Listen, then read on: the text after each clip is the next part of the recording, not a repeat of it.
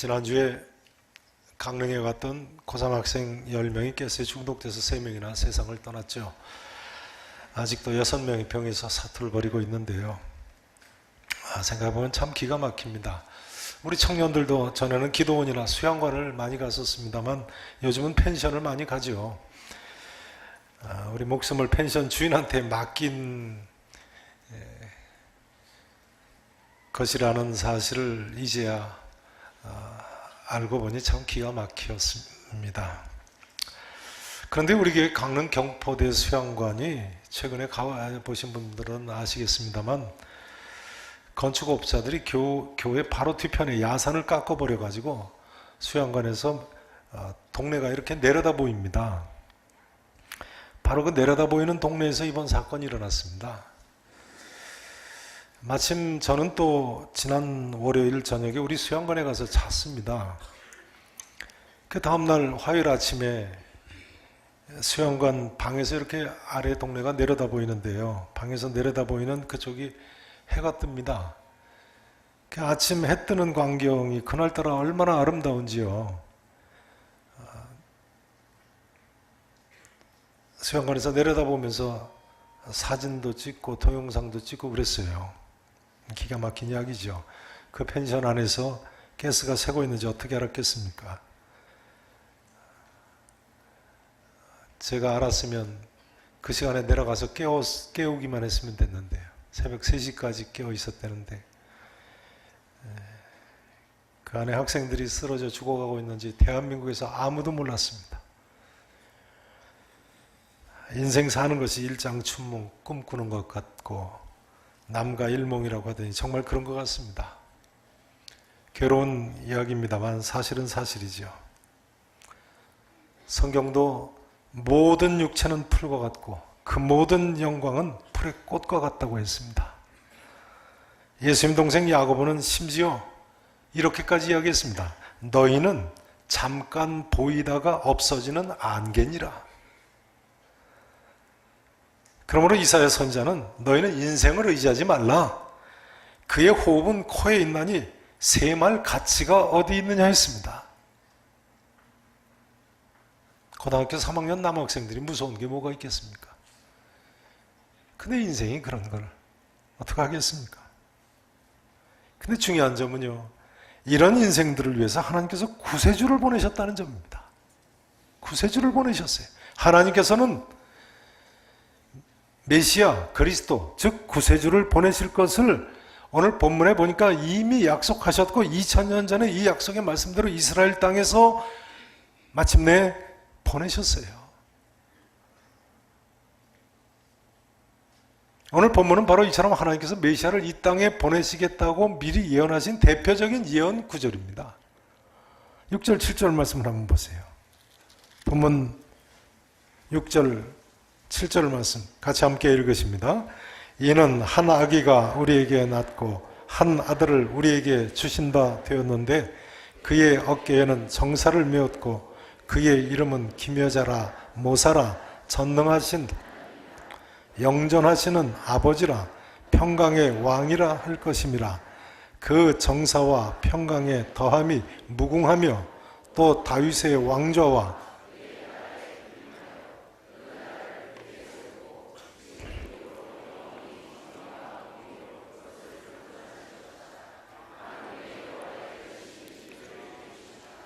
아멘. 자, 여기 한 아기가 바로 예수 그리스도를 나타내는 예언의 말씀이죠. 이 자세한 내용은 내일 모레 화요일 성탄절 날 더 말씀을 드리겠습니다. 아무튼 하나님께서 만군의 여호와의 열심히 이를 이루시리라 하시더니 마침내 예수 그리스도 구세주를 이 땅에 보내심으로 이루셨습니다.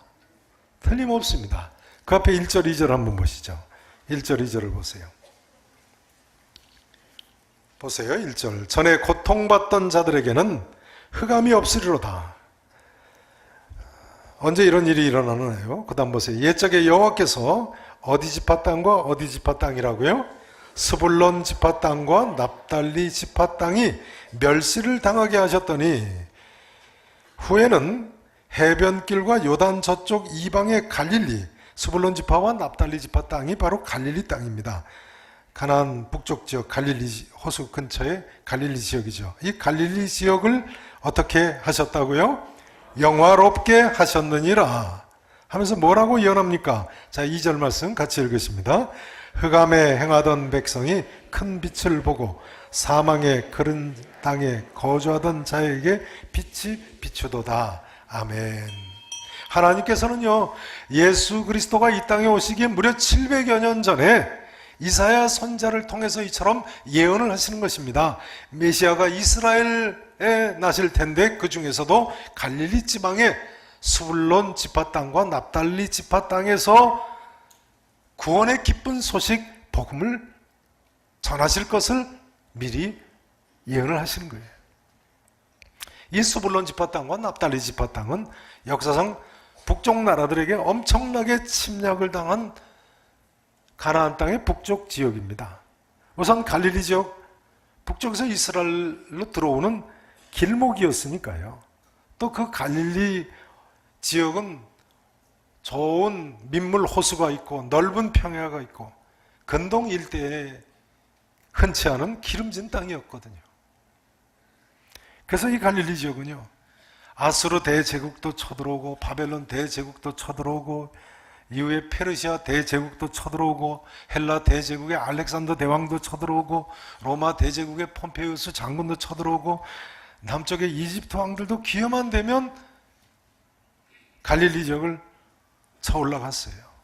그런데 하나님께서 이런 전에 고통받던 자들에게, 이처럼 멸시를 받던 자들에게 앞으로 어느 날인가 흑암이 없어지고 영화롭게 하실 때가 임한다는 것입니다.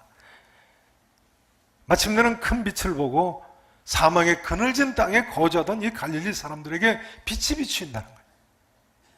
하나님께서는요, 이 희망의 메시지를 BC 734년, 주전 몇 년이라고요? 734년이요. 갈릴리 포로로 갈릴리 사람들이 아수르 대제국에 먼저, 북왕국 이스라엘 갈릴리 지역 사람들이 먼저 포로로 끌려갔거든요. 그 전후에서 지금 말씀을 하시는 거예요. 앞으로 갈릴리에 이런 하나님의 은혜의 때가 임한다는 거예요. 그럼 이 은혜, 하나님의 은혜가 언제 임했습니까? 언제 임했어요? 예수 그리스도가 이 땅에 오심으로 성취가 됐어요. 이것은 제 말이 아닙니다. 성경 마태복음을 보세요. 마태복음 4장 12절부터 신약성경 4페이지입니다.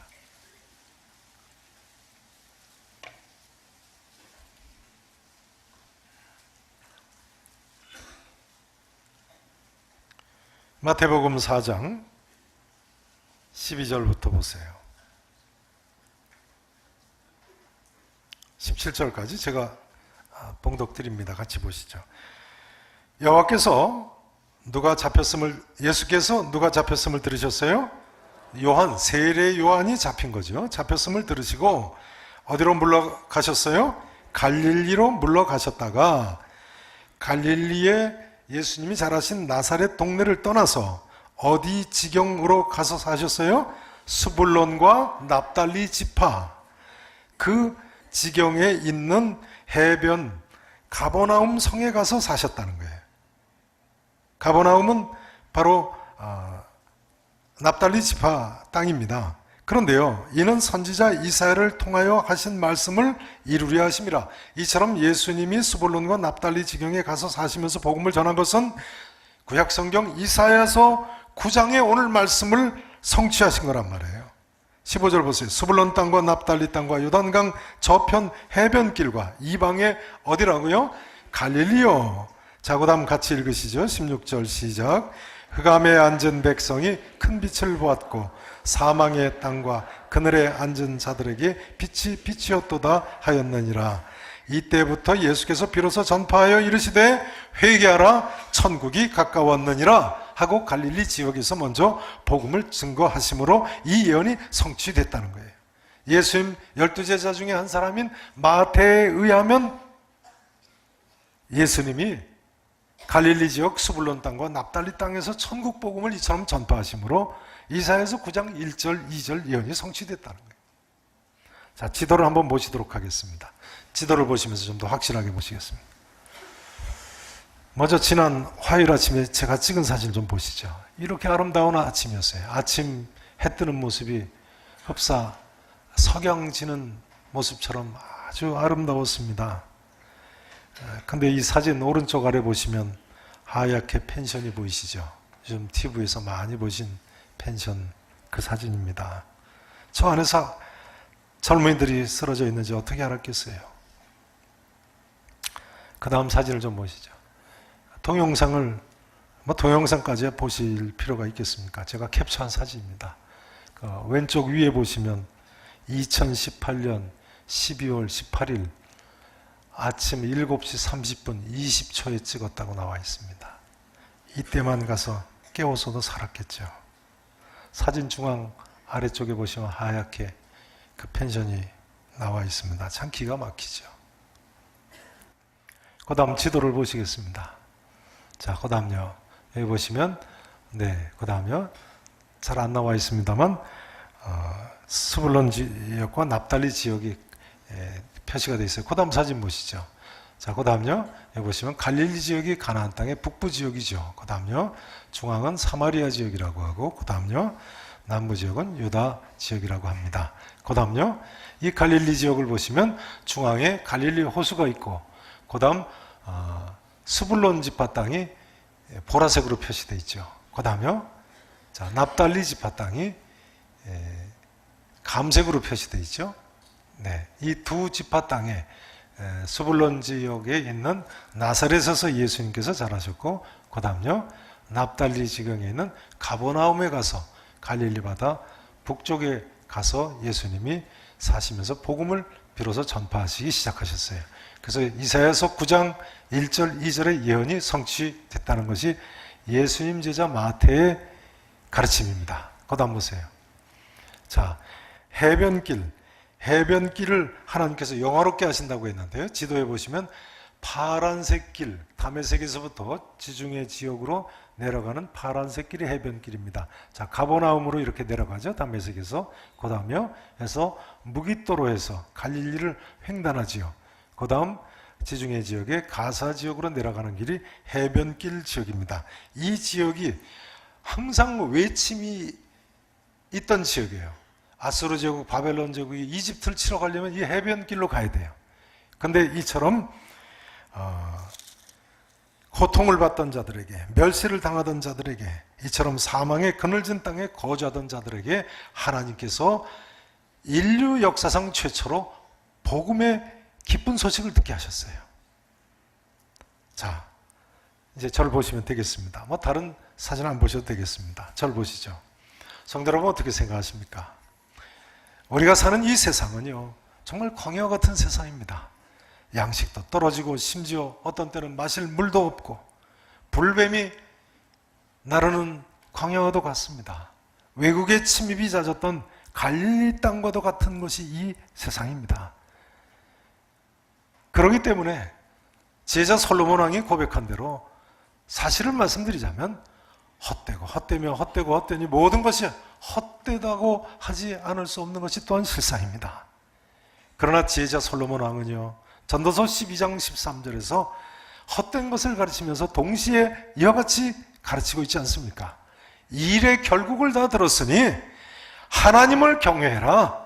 그리고 하나님의 명령들을 지킬지어다. 여러분, 우리 하나님 분명히 살아계십니다. 그리고 분명히 이런 헛된 길을 가는 우리 인생들을 위해서 구원을 행하셨습니다. 우리가 어떤 경우를 만난다고 할지라도 하나님을 경외하고 하나님 말씀대로 살기만 하면 될 줄로 믿으시기를 축원합니다. 축원합니다. 어제 그제죠. 지난 금요일 우리 교회가 속해 있는 인천로에 박신범 목사님 모친께서 돌아가셔서 문상을 갔는데요. 박신범 목사님 아시죠? 지난달 마지막 주일 중부지역 남전도의 헌신 예배 때 바로 이 자리에서 설교 말씀하시지 않았습니까? 벌써 잊어버리셨습니까? 박신범 목사, 우리 인천노에서 은퇴하신 목사님들 빼면 가장 어른 목사님이세요.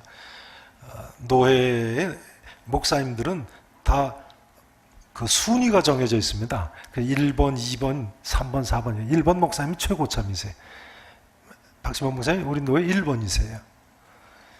근데 이 박신범 목사님 아버님이 우리 노예에 속해 있는 수봉산교회 장로님이셨고 어머님이 권사님이셨죠. 아무튼 문상을 갔더니 모친께서 95세에 나흘간 곡기를 끊으시더니 돌아가시더라는 거예요. 근데 목사님 아버님이 96세로 몇 달 전에 돌아가셨습니다. 근데 박 목사님 뭐라고 하시느냐면요. 모친을 목요일 아침에 뵈니까 돌아가실 것 같으시더랍니다. 근데 모친이 조그마한 목소리로 뭐라고 그러시냐면요. 돌아가실 것 같으니까 이제 가족들이 모이셨는 모양이세요. 근데 뭐라고 그러시냐면요. 이 방에 지금 흰 옷 입은 3사람이 들어와서 서 있다. 내가 이제 저 사람들하고 천국에 가야겠다. 걱정하지 말고 울지 말고 조용해라. 그러시더라는 거예요. 그러시면서 큰 손자가 목사인데 큰아들, 큰 손자 목사한테 훌륭한 목사가 되라. 그러고는 저녁 때 돌아가시더랍니다. 그런데 그 어머니 권사님께서 24살 때, 그러니까 아버지하고 결혼하신 지 얼마 안 돼서죠. 24살 때 사실은 돌아가셨다가 다시 살아나신 분이시래요. 이야기는 뭐 같은 백령도 출신이신 우리 허성교 장로님이나 허상설 장로님, 유도 장로님 다 잘 아시는 이야기이실 것 같습니다. 저는 금요일에 문상 가서 처음 들은 이야기입니다. 그 어머니께서 24살에 돌아가셔가지고요. 관에 모시고 관뚜껑까지 아예 못질을 했다는 거예요. 백령도 허간 목사님이 장례식을 집례하셨는데 허간 목사님 우리 인천도의 유명한 목사님이셨습니다. 백령도의 많은 교회에 목회하시고 많은 사람을 예수 믿게 한 그 분이시죠. 성국자 권사님 허간 목사님 뵌 적 있으신가요? 그러시죠. 네. 그 어머니 장례 집례를 하셨대요. 근데 박 목사님 아버님이 마지막으로 내 아내 얼굴 좀 보자고 그러시더랍니다. 성 권사님 이 얘기 들어보신 적 있으세요? 들어보신 적 있으세요? 예, 들어보셨겠죠. 유명한 스토리겠죠. 근데 허간 목사님이 이제 다 죽은 사람인데 뭐 그러냐고 그러시더라는 거예요. 근데 이 아버님이 내 아내를 내가 좀 보자는데 왜 안 되느냐고 그래서 관뚜껑을 열라고 그러시더랍니다. 당시 박 목사님 부친이 백령도 특수부대 대장이셨어요. 해방 직후에 백령도 청년들이 공산주의자들하고 대항하기 위해서 특수부대를 만들었어요. 그 전투할 때니까 대장이니까 그 아버지 말이 당시 백령도에서는 법이라는 거예요. 죽이라면 죽이고 살리라면 살려주는. 근데 관뚜껑 열래니까 뭐 사람들이 이제 열었겠죠. 그리고 이제 묶여있는 사람을 다 풀어놓고 아버지가 앉으셔서 찬송을 부르시더랍니다. 어머니 얼굴을 내려다보면서. 근데 찬송을 부르는데 돌아가신 지 20시간이 지난 어머니가 입술이 조금 움직이더라는 거예요. 그 박 목사님 아버지가 따뜻한 물 좀 가져오라고 그래가지고 입술에 흘러들이니까 돌아가셨던 분이 일어났더라는 거예요. 죽은 지 20시간 만에. 역시 잘 안 놀라시네.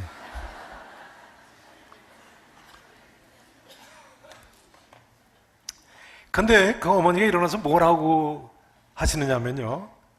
내가 천국에 갔다 왔는데 하나님께서 내년 이맘때 아들을 낳을 거라고 하셨다. 근데 목사를 만들라고 하셨다 그러더라는 거예요. 어디서 많이 듣던 소리시죠? 아브라함하고 사라한테 하신 말씀 아니세요? 그런데 그 다음에 말씀대로 정말 첫 아들을 낳았는데 그 아들이 박신범 목사님이라는 거예요. 참 놀랍죠. 박신범 목사님이 내년에 만 70세 은퇴하시거든요. 모친이 24살 때 다시 살아나시고 71년을 더 사시고 95세에 돌아가신 거예요. 대단한 간증이죠. 여러분 하나님 살아계십니다. 하나님께서는 또한 우리를 위해서 분명히 구원을 행하신 줄로 믿으시기를 축원합니다. 이제 오늘 말씀을 간략히 마쳐야 됩니다.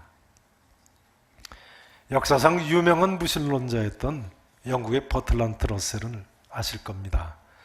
버틀란트 러셀은 이렇게 이야기했어요.